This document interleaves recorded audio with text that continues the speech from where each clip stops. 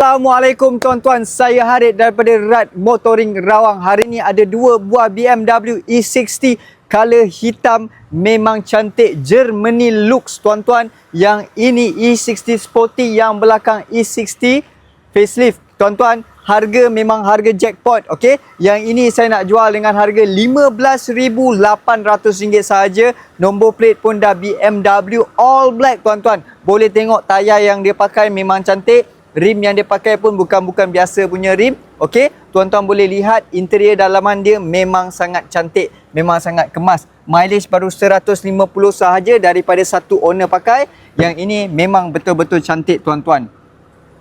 Okey. Ini kereta tahun 2006, cc 2.5 sahaja, 2500cc. Tuan-tuan boleh tengok bahagian belakang yang memang sangat sporty tuan-tuan. Alright. Siapa berkenan boleh terus Roger Harith. Okey, mana yang nak cari E60 tahun 2012? Okey.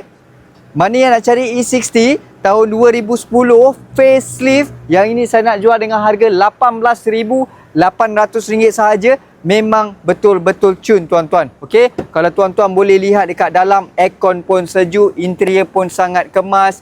Mileage pun 19, original mileage daripada satu owner. Okey, memang sangat cantik lah tuan-tuan. Jom kita tengok sikit bahagian belakang dia. Siapa yang memang minat facelift, tinggal tambah spoiler, buat jajan-jajan sikit, memang sangat-sangat terbaik. Saya ada dua unit, mana pilihan hati tuan-tuan. Dua-dua kereta dalam keadaan yang sangat sihat tuan-tuan. Tayar pun tebal lagi, tak perlu tukar tayar, memang dah jimat tuan-tuan.